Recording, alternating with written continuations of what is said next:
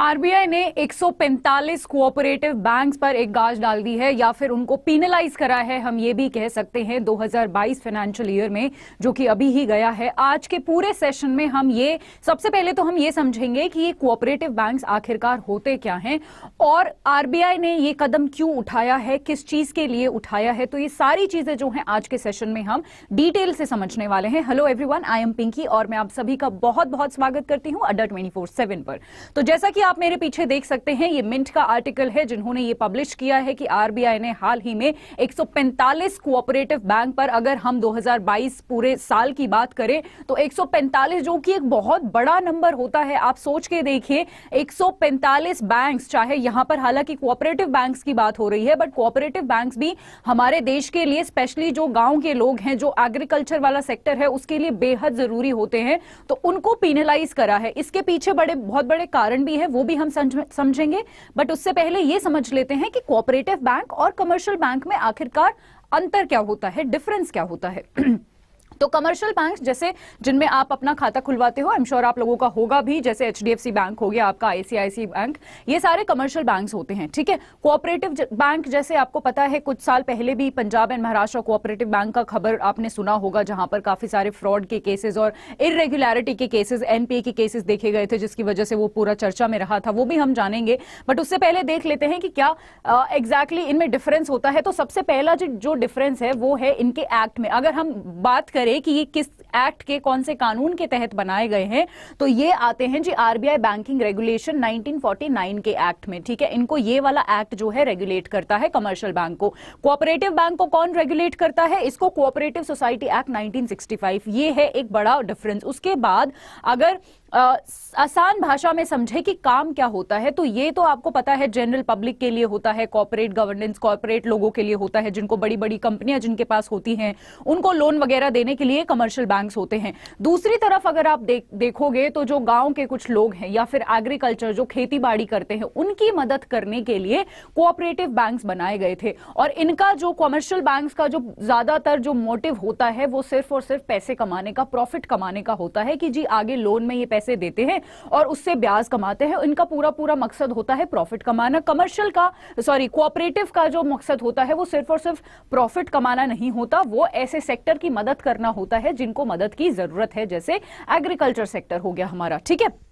चलिए, एक और चीज, इसको जो है आपको पता है आरबीआई रेगुलेट करता है। इसको मिलकर 2-3 बॉडीज रेगुलेट करती हैं, जैसे आरबीआई आपका हो गया, उसके बाद नाबार्ड का भी इसमें रोल है, उसके बाद आपको पता है स्टेट गवर्नमेंट, राज्य सरकार जो होती है, वो भी इसको कंट्रोल करती है। और इसीलिए कहीं ना कहीं ये जो बैंक्स होते हैं, कोऑपरेटिव बैंक्स, ये अच्छे से फंक्शन नहीं कर पाते हैं, क्योंकि एक सिंपल सा लॉजिक है, जिस भी चीज को 2-3 लोग मिलके कंट्रोल करने की कोशिश करेंगे, रेगुलेट करने की कोशिश करेंगे, वहां दिक्कतें ज्यादा आने के चांसेस हो जाते हैं। मैं ये नहीं कह रही कि हमेशा ही दिक्कत आती है, बट चांसेस ज्यादा बढ़ जाते हैं, ठीक है। चलिए, अब बात कर लेते हैं कि अभी हाल ही में क्या हुआ है। तो आरबीआई ने 2022 अकेले 2022 में जो है 180 से ज्यादा बैंकों को जो है पीनलाइज करा है, जो कि बहुत ज्यादा है। देखिए, आरबीआई के पास पहले ये पावर नहीं थी। 2000 आई थिंक कुछ साल पहले ही आरबीआई के पास जो है ये पावर आई कि सुपरवाइज करो आप कोऑपरेटिव बैंक्स को भी।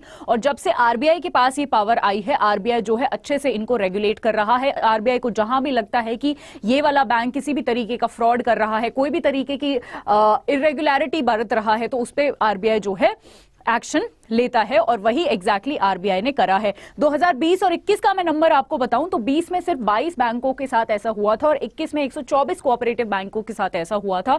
और अभी ये नंबर बढ़ के बहुत ज्यादा हो गया है 2022 में। और ये हुआ क्यों है? ये तब से सिलसिला शुरू हुआ है जब से 2020 में हमें पंजाब और महाराष्ट्र बैंक का, महाराष्ट्र कोऑपरेटिव बैंक में जो इरेगुलरिटीज देखने को मिली हैं, आप सभी को पता है।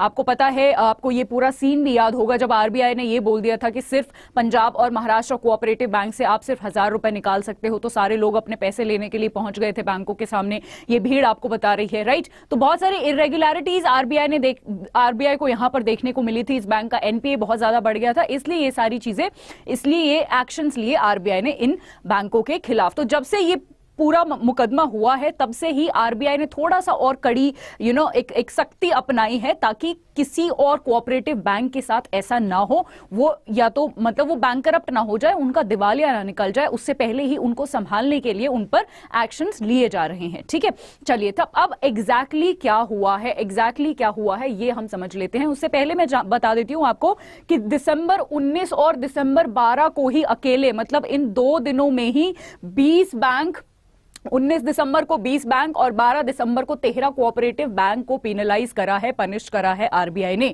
अब रीजंस क्या हैं उसके? पहला रीजन ये है कि 1.25 लाख का फाइन लगाया है आरबीआई ने, क्योंकि ये जो कोऑपरेटिव बैंक्स थे, इन्होंने जितना आप लोन दे सकते हो या डोनेशंस में पैसा दे सकते हो, उससे ज्यादा ये बैंक जो थे वो पैसा दे रहे थे। और ये आरबीआई को जब पता चला तो आरबीआई ने इनको पनिश के तौर पर ये फाइन लगाया, पनिशमेंट के तौर पर, राइट। दूसरा रीजन ये बताया जा रहा है कि जितना सीआरआर मेंटेन करने को कहा है आरबीआई ने इनको, वो मेंटेन नहीं कर रहे थे, इसलिए 1.5 लाख रुपए का जुर्माना लगाया गया। सीआरआर आपको पता है, सीआरआर वो पैसा होता है जो बैंकों को आरबीआई के पास रखना होता है एज अ, आप बोल सकते हो कि किसी इमरजेंसी के लिए, किसी बफर के लिए बैंकों को आरबीआई के पास जमा करवा के रखना होता है। 4.4% के आसपास होता है, उसकी वैल्यू ऊपर नीचे होती रहती है, आरबीआई डिसाइड करता है। ये हमारी मॉनेटरी पॉलिसी का एक टूल है, जिससे कि महंगाई और रिसेशन जो दोनों ही आरबीआई मेंटेन करने की कोशिश करता है मार्केट में, हमारी इकोनॉमी में। ठीक है जी, चलिए अभी शायद 4.50% के आसपास सीआरआर का रेट चल रहा है। तीसरा रीजन देख लेते हैं। तीसरा रीजन ये है कि बहुत सारे यहां पर 4 लाख का जो जुर्माना लगाया गया है, क्योंकि यहां पर बहुत अच्छा इंफ्रास्ट्रक्चर इन्होंने नहीं मेंटेन करके रखा हुआ था, इसीलिए इन बैंकों पर ये जुर्माना लगाया गया है इन कारणों की वजह से। आई होप आपको समझ आ गया होगा। इसके अलावा कुछ और दिक्कतें हैं जो हमारे देश के कोऑपरेटिव बैंकों में हैं। सबसे पहली दिक्कत है ओनरशिप स्ट्रक्चर। मैंने जैसे कि आपको बताया कि यहां पर ओनरशिप स्ट्रक्चर या फिर आप डुअल रेगुलेशन भी मान सकते हैं। मतलब मैंने आपको ये ऑलरेडी बता दिया है कि इन बैंकों को सिर्फ एक बॉडी रेगुलेट नहीं करती है, कोई एक इंस्टीट्यूशन रेगुलेट नहीं करता है। यहां पर आरबीआई भी रेगुलेट कर रहा है, नाबार्ड भी रेगुलेट कर रहा है, स्टेट गवर्नमेंट भी रेगुलेट कर रही है। तो यहां पर कहीं ना कहीं वो सारी दिक्कतें हैं जिनकी वजह से ये बैंक अच्छा परफॉर्म नहीं कर पाते। उसके बाद कॉर्पोरेट गवर्नेंस प्रैक्टिसेस यहां पर अच्छी नहीं है, फ्रॉड के भी केसेस यहां पर काफी सारे देखे गए हैं। तो ये कुछ चीजें हैं जो कोऑपरेटिव बैंक्स में दिक्कतें हैं। और ये मैं नहीं कह रही हूं, ये एक रिपोर्ट ने कहा है, report on trend and progress of banking in India. ये रिपोर्ट निकालता है हमारा आरबीआई, और इस रिपोर्ट में ही ये सारे पॉइंट्स जो हैं लिखे गए थे। एक पॉइंट मैं आपको बताना जो है यहां पर मिस कर गई कि कमर्शियल और कोऑपरेटिव बैंक में जब मैं बात कर रही थी, तो कोऑपरेटिव बैंक जो होते हैं आपके डिपॉजिट पर वो ज्यादा इंटरेस्ट आपको देते हैं।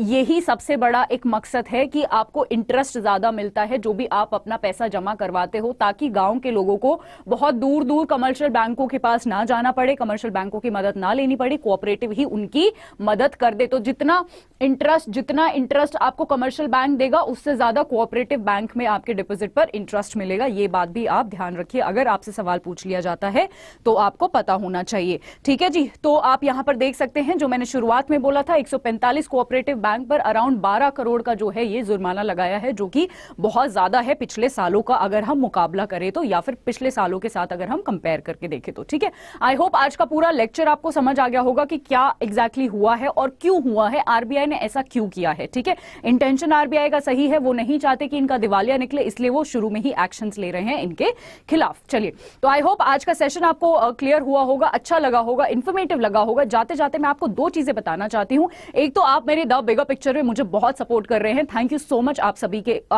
सभी को उस चीज के लिए। The bigger picture current affairs का वन स्टॉप सॉल्यूशन है जो अड्डा 24/7 रेगुलेटरी बॉडीज पर आता है। शाम को 5 बजे रोज मैं लाइव आती हूं, 1 घंटा हम क्लास लेते हैं, जहां पर Monday to Friday current affairs होते हैं, सैटरडे को आपको रिवीजन वीकली पीडीएफ मिलता है, डेली पीडीएफ भी मैं शेयर करती हूं, और मैंने अपना टेलीग्राम चैनल भी बना लिया है, आप वो भी ज्वाइन कर सकते हैं। मैं लिंक जो है डिस्क्रिप्शन में अटैच करवा दूंगी, वो जरूर ज्वाइन करिए, आपके लिए सारा मटेरियल मैं वहां पर शेयर करूंगी।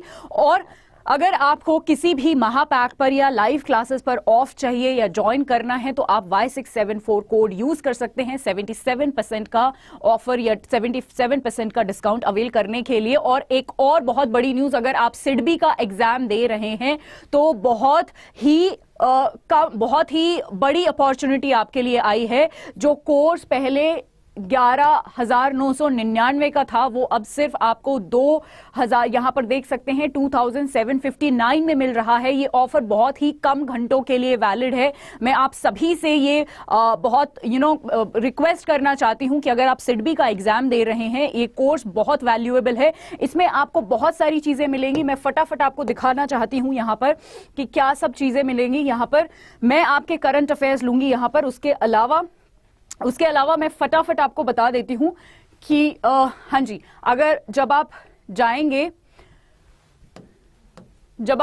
साइट पर जाएंगे, ओके, जब आप अड्डा के साइट पर जाएंगे तो आपको यहां पर बहुत सारे ऑप्शंस मिलेंगे। और आप सबसे पहले मैं आपको अभी दिखा देती हूं कैसे आप ज्वाइन कर सकते हैं। कोई भी स्टूडेंट प्रिपेयर कर रहा है इसके लिए, प्रिपेयर कर रहा है सिडबी के लिए, तो आप प्लीज यहां पर जाइए। जब आप कोर्सेज पर जाएंगे तब आपको दिखेगा, ये कोर्सेज पर जाएंगे तब आपको यहां पर सिडबी दिखेगा। सिडबी जैसा कि यहां पर देख सकते हैं, ये बैच है जहां पर आपको बुक किट भी मिलता है। ये बिना बुक किट का है।